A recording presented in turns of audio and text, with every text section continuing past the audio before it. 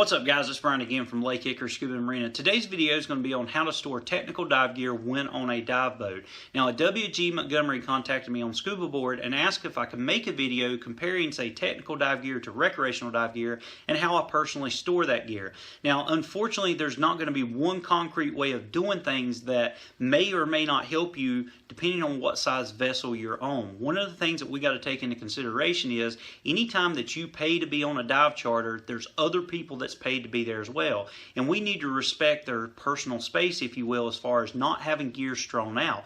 Well, one of the things that plagues technical divers is we're taking additional equipment than, say, what a basic recreational diver would be. So when we do that, we need to take into consideration how much gear we can actually fit on the boat or what the boat or vessel can actually facilitate for us. So what I've done today is I've kind of put up two different rigs here. One is a, say, a back-mounted double situation. Another one is a side mount situation, and we're going to base this off technical diving, and I'm going to show you some tips and tricks that I personally use when I'm on a boat with technical divers or with technical and recreational divers. So starting out with, I'm going to show you the two different rigs, and then I'll kind of talk about how I rig my systems up. I'll give you a quick disclaimer. My doubles rig is just for video purposes. I've not done doubles in many years. When I made the transition to side mount, I never looked back, but I will talk about how I used to do doubles when on a dive boat. With a doubles rig, typically you're going to have your tanks banded together, you're going to have your BCD pre-attached, or at least I used to have my BCD pre-attached to it so that all I had to do was simply throw the doubles on my back. I could walk on the boat, sit down, secure the tanks, and then walk out. I didn't have to worry about sitting there with the nuts and bolts and try to put everything together. Everything was pre-attached prior to getting on the boat. If I've got a bailout system or some type of pony rig set up as well, all that will be pre-rigged. Now, one thing that you don't see here is the regulators. I typically would already have the regulators pre-attached to the valves before I ever got on the boat. So literally everything is pre-set together. I don't have to take a big bag of extra stuff because everything is pre-attached. Moving over to my side mount rig, as you can clearly see, my side mount cylinders are pre-hooked up. I've already got the regulators on there. I even have several stage cylinders back here behind. So I've got 4 aluminum 80s, which in a technical situation with side mount, that's typically how I'd be diving, is with 480s. But that would be my system, how I set it up. Go ahead and pre-attach your regulators, strap down the hoses and stuff like that, and have your other cylinders. Now, I will make note real quick that depending on the vessel, they may not allow you on the boat with 4 cylinders just to make 2 dives, because it depends on what you're diving on. It depends who else is on the boat, whether or not they've got room to store all that gear. So in this situation, I may only take 2 cylinders, even in a side mount situation. You know, I can change the gas in the cylinders, or I can even take the pony with them, and that doesn't take up that much more room. But the best thing to do, of course, is as far as cylinders go, ask the vessel, ask the charter service or the boat captain, hey, what can you facilitate? How can I secure this equipment? And that's going to help you determine what you can or can't take.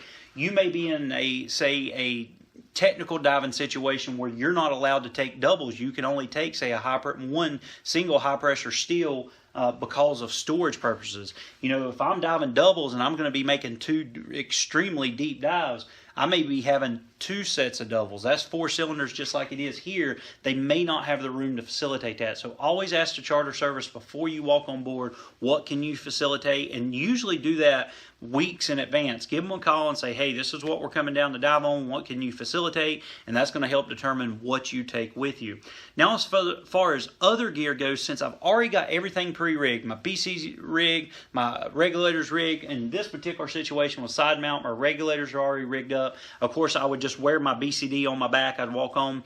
Let's start talking about gear bags and gear boxes. A lot of you guys know that I love the Pelicans series boxes or the cases, and I use their Protector series. I also use their new Pelican Air series when I fly.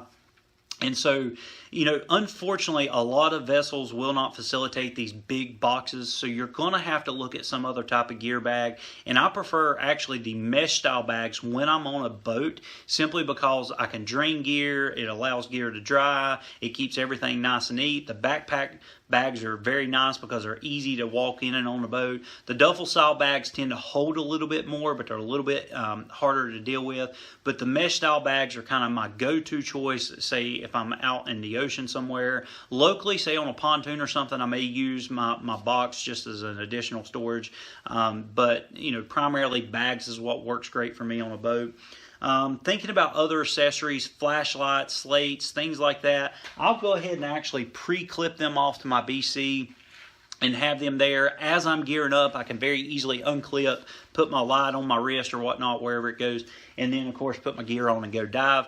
Once I get back off the boat, I take my tanks off and secure them. I can easily clip them back off. So don't really worry about a large style bag of some type to store everything in, because everything is pre-rigged. To me, it makes it a little bit easier on a boat if everything is pre-rigged and all I've got to do is literally throw it on, attach it, and go off with it. Let's talk a little bit now about save-a-dive kits, repair kits, and stuff like that. Here at the shop, I have, this is my Mares Lab kit. This is what comes with all the tools I need to work on Mares gear.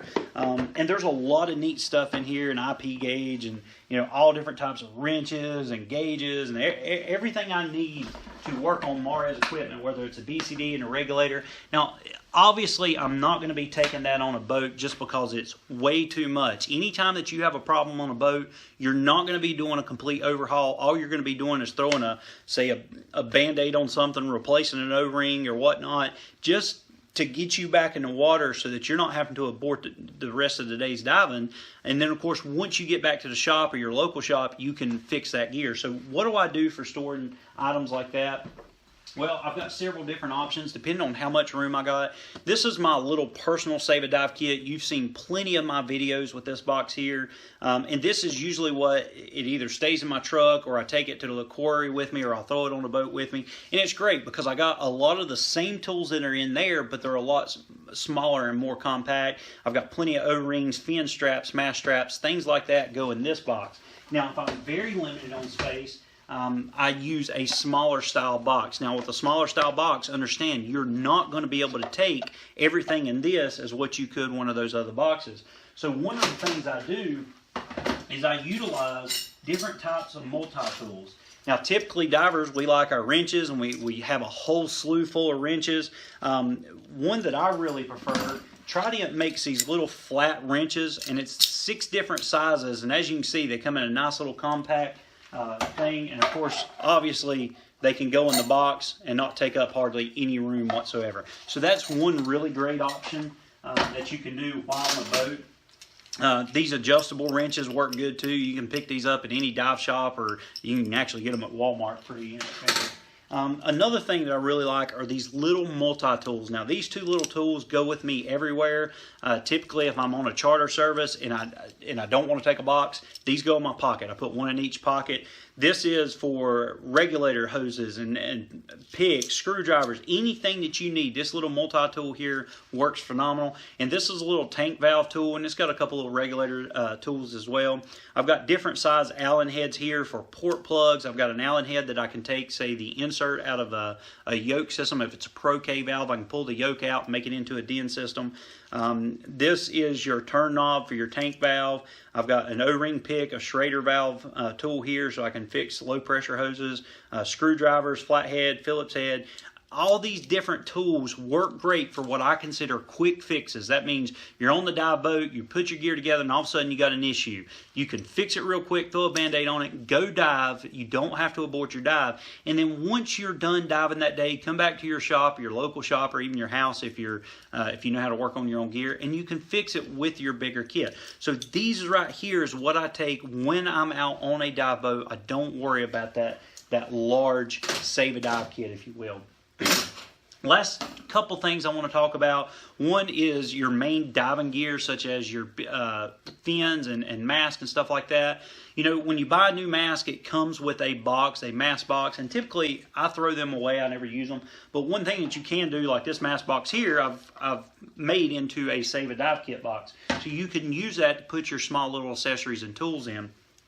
The way I store a mask is I actually put the mask itself inside my fin pocket. I just kind of scrunch it up, push it up in there, and that helps stow it. It's nice, secure. I do the same thing with my other fin. Sometimes I'll put accessories, flashlights and stuff, cameras. I'll shove them up into the fin pocket. Now, if I'm not carrying the stuff on using a bag, several things I can do is simply just clip off to a D-ring, and it's pre-attached. All my gear is in this nice little neat corner of the boat.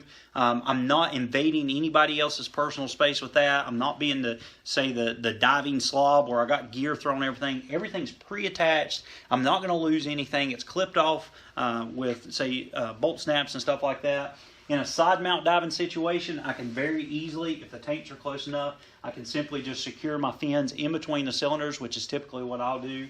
And depending on the boat, they may have a place for everybody to put their masts, their fins. Typically with a mast, a lot of times on a dive charter, you will see a rinse bucket where everybody throws their mask. My mask is actually labeled. This was a custom mask sent to me by Marez, so it's labeled. But if you do that, maybe you want to have a personalized mask strap cover or something so that you don't get yours mixed up with anybody. If maybe you got a flashlight or a camera attached to your mask, it makes it a little bit easier. But it's okay to leave your mask in that rinse bucket as long as you don't get it too mixed up and you don't grab someone else's. And that way your mask is being defogged throughout the boat ride, stuff like that. Another specific thing that Montgomery asked me to talk about, of course, is dry suits on a dive boat. How do I secure dry suits? And once again, in that technical diving situation, we're taking all these extra cylinders, we're taking big bags full of dry suits.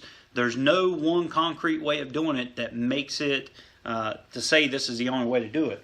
With me personally, my dry suit comes in its own little bag. I've got my undergarments, I've got my dry suit, I've got a couple little spare parts for it, meaning extra seals and stuff like that. I've got an extra low pressure inflator for it.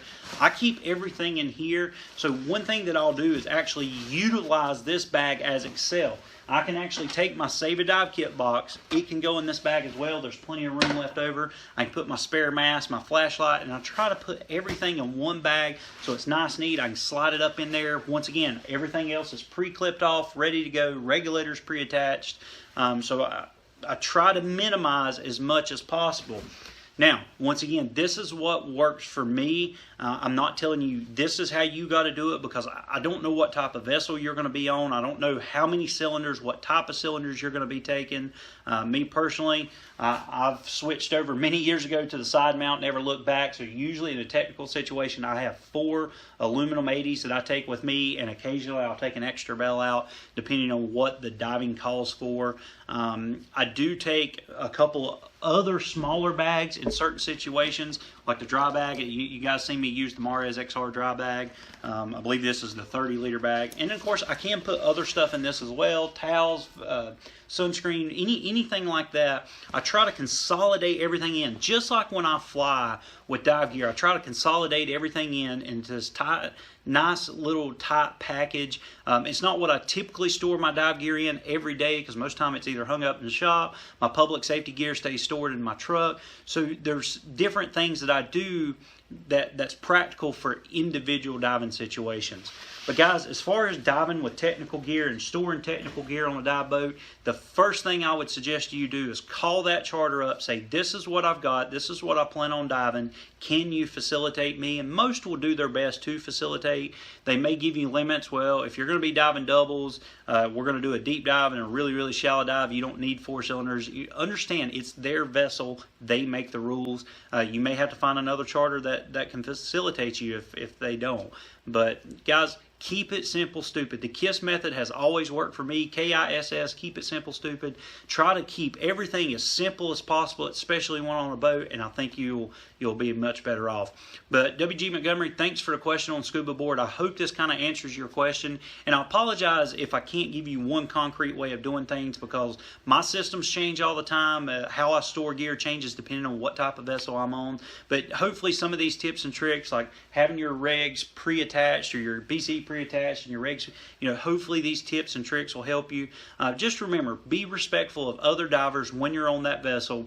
Don't invade their personal space just like you don't want them to invade yours. You paid to be on that charter just like they paid to be on that charter, whether they're technical or they're recreational, it does not matter. But guys, I hope you liked this video. I hope it was educational for you. If you got any questions, please put it down in the comment section below. I want to give you some updates real quick. We've got a ton of physics videos coming out. We've got a ton of gear review videos coming out. And the second week in June, I'm actually going on vacation with my wife and my 2 little girls.